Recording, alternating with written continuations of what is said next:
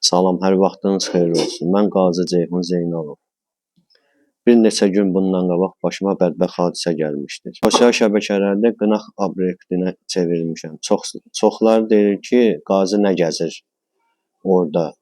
İndi mən onu sizə izah edeyim. Hamı bilir ki, mən Bərdədə, pambıq zavodunun qabağında, posyolkada qalıram. Mənim buradan şəhərə getməyim, dükana getməyim, ərzaq dükanına getməyim, hara getməyim, Tünzaranın dükanın böyründən keçirəm. Və bir dəfə Tünzara ilə aramızda dava olub. İkinci dəfə mənə dəvət edib ki, elə bilmişəm ki, barışıq olacaq, girmişəm ora. Yenə başlayıb bu, yenə orada oranı dağıdıb.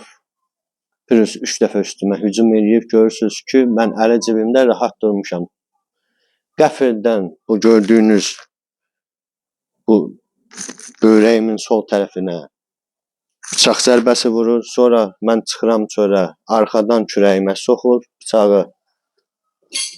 Hətta belə bu adam ölümünə zərbə vurur. Bir də bu TikTokda paylaşan videoları tam ətraflı paylaşın ki, kim günahkardır, kim günahkardır, hər kəs bilsin.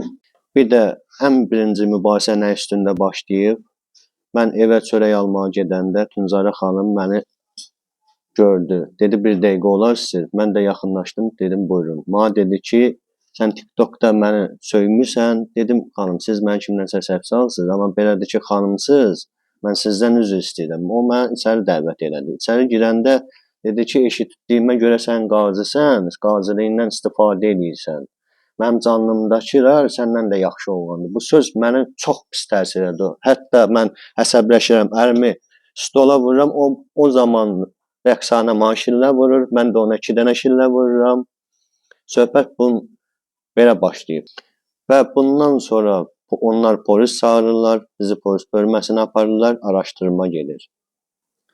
Bir də ayın 12-si araşdırma gedə-gedə, yəni gözlənilmədən yenə mən dükana gedirdim. Tünzara maşından möhkəm gəldi. Orada cəmaatın içində qışqıraraq qadına yaraşmayan, Azərbaycan xanımına yaraşmayan kəlmələrdən məni çağırdı içəri. Mən o içəri getdim, yenə də mən onun səviyyəsinə düşmədim. Yenə də hamı məni tanıyır ki, mən heç vaxt qaziliyimdən istifadə edən oğlan olmamışam. Mən sadəcə onun səviyyəsinə düşməyərək əli cibimdə durdum. 3 dəfə məni itələdi. Ani moment, bilmirəm ora ətriyyatdır, bir belə bıçağın nə işi var orada. Ani moment gördüyünüz kimi sol böyrəyimin boşluğuna vurur. Mən çıxıram çölə, qapını hard tuturam və çox qan itirdiyimə görə qapını buraxıram. Kürəyimdən o elə bir ki, bir də fırlanır kürəyimdən. Nəyi var, ölümünə zərbə vurur. İndi mən başa düşmürəm. İndi bizi müharibədə olduq. Getdik, bizi 44 günlük vətən müharibəsində iştirak elədik. O deyir ki, yəni mən qaziliyimdən istifadə edirəm. Xeyr, yəni bunun ona adiyyəti yoxdur. Mən hərə qanun qarşısında cəzasını çəkəcək. Bu bir. İkincisi də bizi o boyda, 30 ildə bu boyda xalqın, millətin qanını içən erməni, Paşinyanın əskəri öldürməyibsə, mən bilirsiniz ki, 27-ci günü yaralanmışam. Və bunu mənim bütün yoldaşlarım bilir ki, mən yararı döyüş meydanında olmuşam.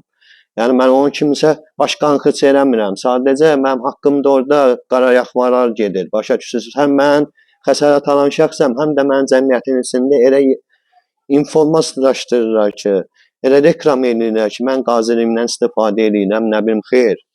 Xahiş edirəm, düzgün fikir bildirin, xahiş edirəm. Qaldı ki, qaziliyindən istifadə eləmək, qaziliyindən istifadə edənin evi olur, maşını olur, pulu olur, ailəsi olur. Bir şey ki, mən 30 ildir ki, nənəmin himayəsində qalım, məcburi qaçqınam. Mən nətər qaziliyimdən istifadə edirəm?